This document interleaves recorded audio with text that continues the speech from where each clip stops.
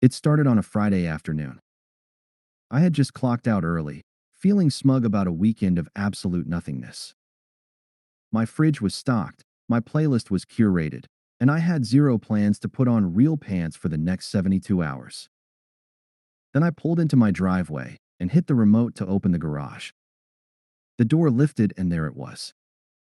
A beige monstrosity of an SUV. Parked dead center. In my garage. I stared at it like it might vanish if I blinked hard enough. No such luck. The thing had, "I only do 5 under the speed limit," energy, and a live, laugh, love sticker on the bumper. I knew exactly whose vehicle this was. Karen's. Karen, the queen of unsolicited HOA fines, the menace who once left a note because my trash bin was visible from the street, had parked her SUV in my garage. I got out of my car and walked over to her vehicle, hoping maybe she had left a note or explanation. Nope, just a half-drunk Starbucks cup in the cup holder and a strong scent of coconut air freshener. Livid, I stormed into my house, practically tripping over my dog, Moose. He blinked at me like, "What's your problem?" I texted her, then called. Nothing. So I walked the 2 houses down and knocked on her door. No answer. Curtains moved, but no one opened up. Classic Karen. That's when I saw the note taped to her door. Away for the weekend with my sister. XO, Karen. I almost screamed. She was gone and her car was in my garage. Now, the normal thing would be to call a tow truck. Or the HOA. But Karen was the HOA. President, actually. The last guy who tried to stand up to her had his mailbox reported as a safety hazard. The man had to replace it with an HOA-approved design that looked like a birdhouse swallowed a briefcase. So no, I wasn't calling anyone. I stood there, heart racing, thoughts swirling. Then it hit me. If she wanted to park in my garage, maybe she should get comfortable. I walked back home, grabbed my spare garage remote, locked the door from the inside, unplugged the opener, and closed it manually. Moose sat next to me the whole time, tail wagging, like he knew something devious was happening. I packed a small bag, threw Moose's stuff in the back seat, and texted my brother.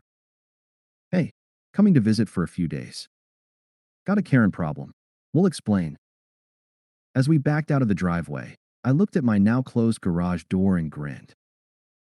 Let's see how Karen likes being the one inconvenienced for once. By the time Moose and I rolled into my brother's place, I was in a great mood. He opened the door wearing pajama pants, holding a bowl of cereal like it was the Holy Grail. "You good?" he asked. "I'm better than good." I grinned, tossing my bag on the couch. "I just trapped a Karen in my garage." "Metaphorically." He blinked. "I need details." So I spilled the whole story while we devoured pizza and watched reruns. Every time I mentioned Karen, my brother's eyebrows inched higher. When I finished, he just let out a long whistle. "Dude, that's savage. You locked up her precious SUV." "Yup." "And left town." "Yup." "I'm so proud of you right now." Meanwhile, back home, my phone buzzed for the first time the next morning. Voicemail. No surprise, it was Karen. "Hi, this is Karen from 2 houses down. It seems like my car is in your garage." Which is probably just a huge mix-up, I'm sure. "Anyway, I'll need to get it back. So, if you could just let me in, that'd be great." "Okay, bye-bye." I stared at the phone like it owed me money. A mix-up? The audacity of this woman. I didn't respond. 10 minutes later, another voicemail. "Okay, so, not sure if you got my last message, but I'm back from my weekend early and need my car. I have work in the morning. Please open the garage ASAP." I didn't mean any harm.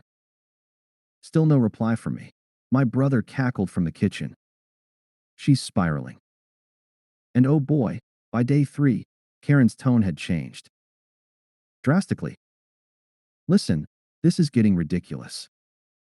I parked there because my driveway was being power washed.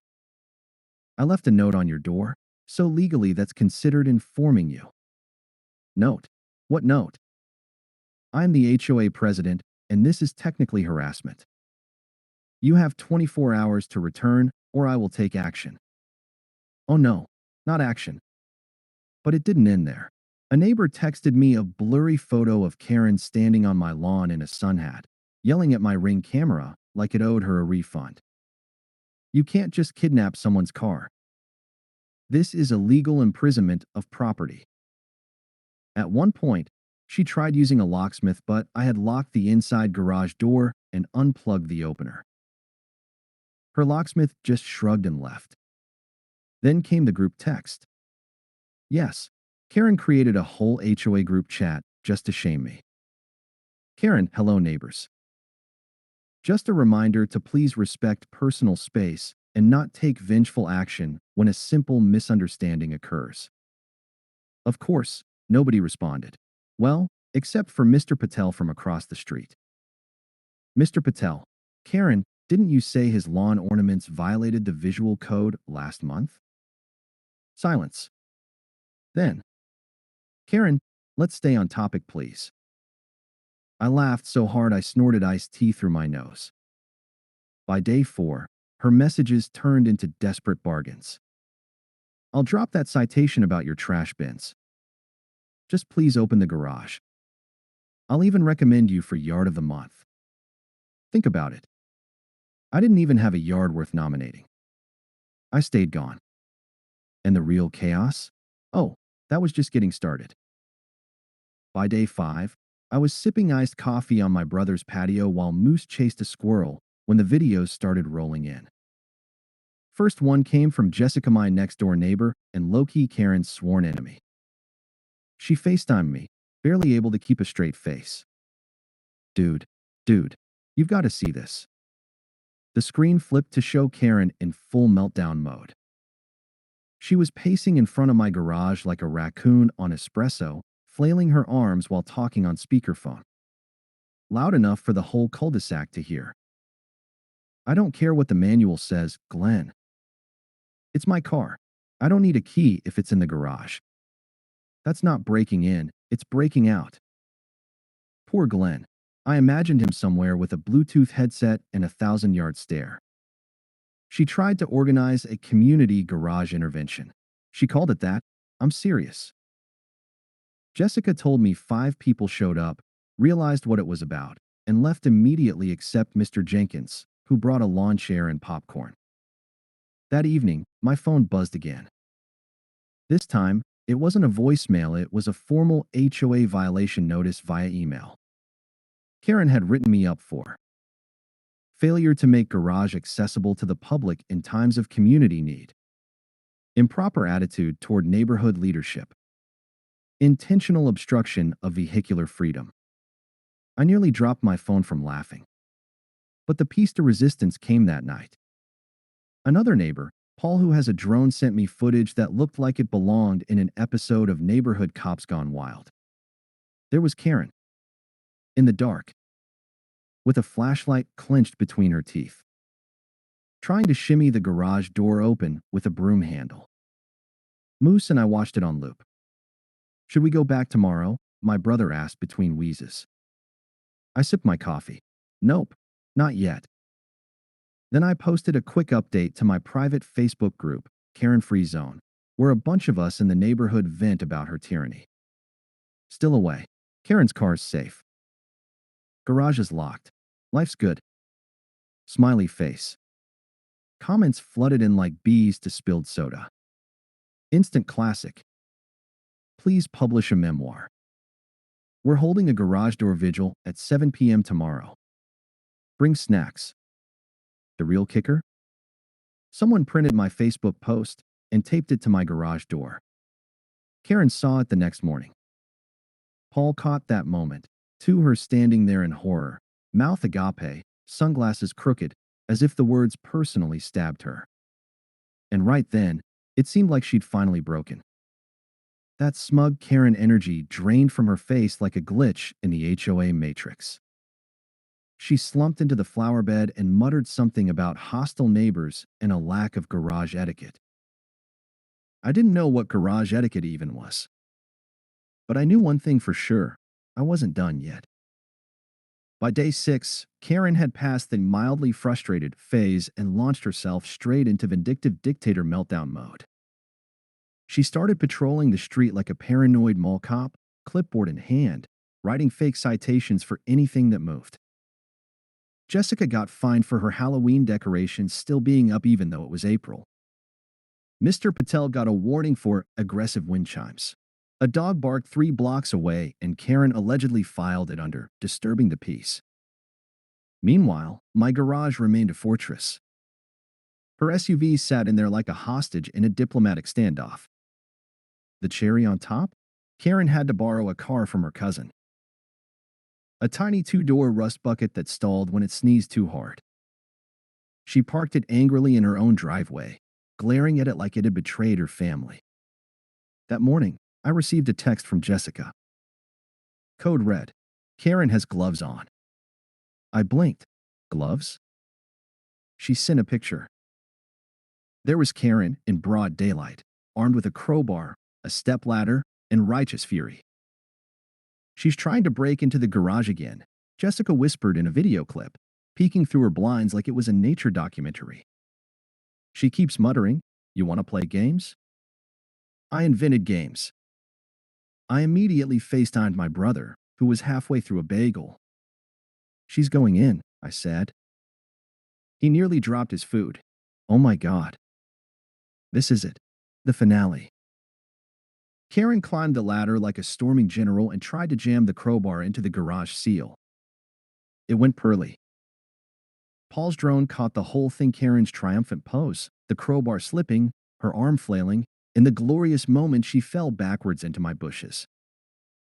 She popped up covered in leaves and indignation, screeching into her phone. Jessica's text followed. She's calling the cops. I wasn't even worried. 2 hours later, Jessica texted again with the update. Cops came, took one look, asked if she had proof you gave her permission to park there. She said, and I quote, "It was implied via neighborly bond." Even the officers laughed. One of them allegedly said, "Ma'am, this sounds like a you problem." Karen was livid.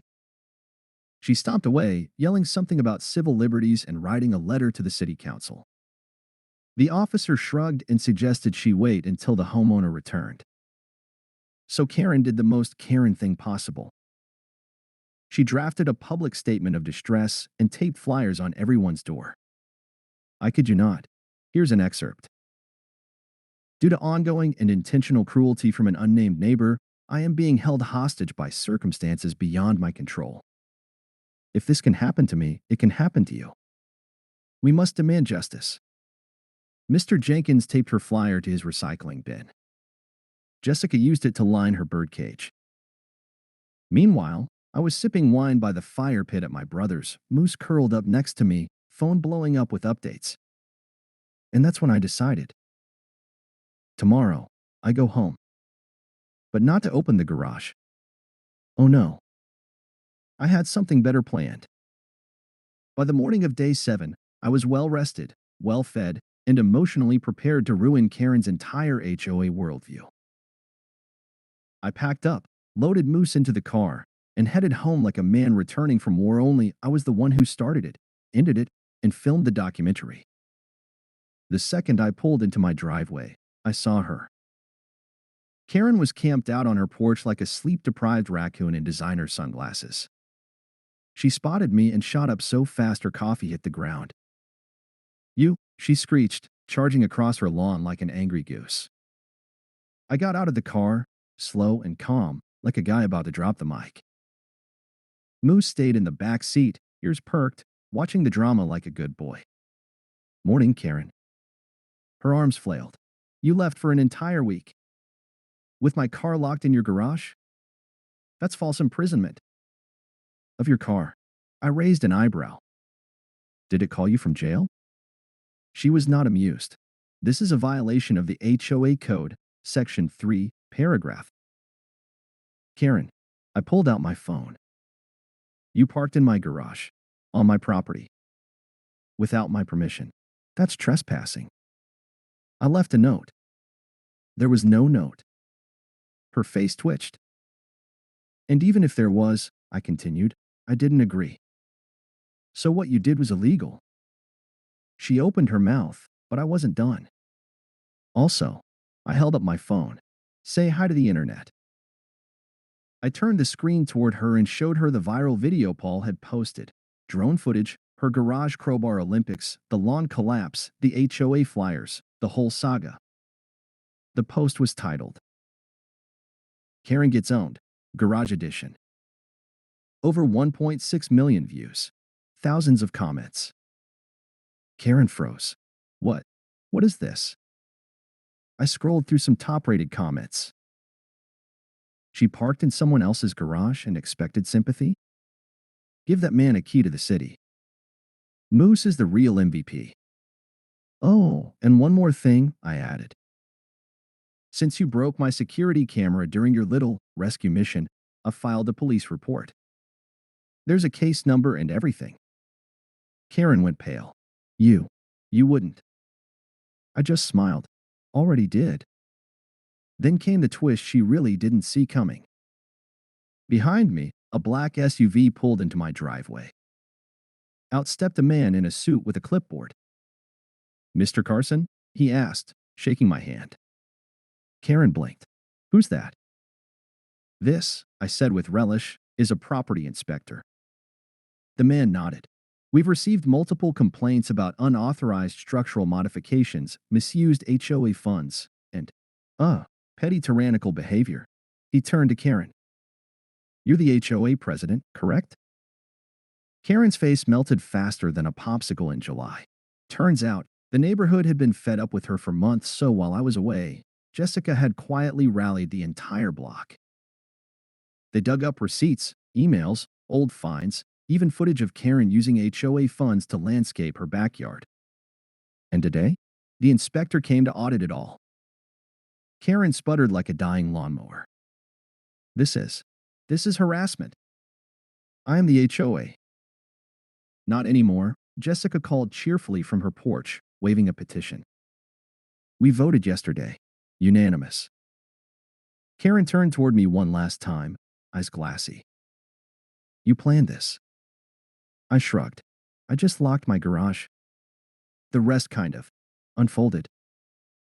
As the inspector followed Karen back to her house, clipboard ready, I finally opened my garage and let her car out.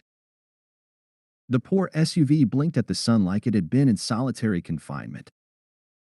Karen didn't even take it. Her cousin came by later, keys in hand, muttering, she told me she was being oppressed by a garage tyrant. I didn't think she meant literally. I chuckled, tossed Moose a treat, and poured myself a cold one. Karen learned a hard lesson that day. Don't park in someone's garage. Especially if that someone has time, Wi-Fi, and zero tolerance for nonsense.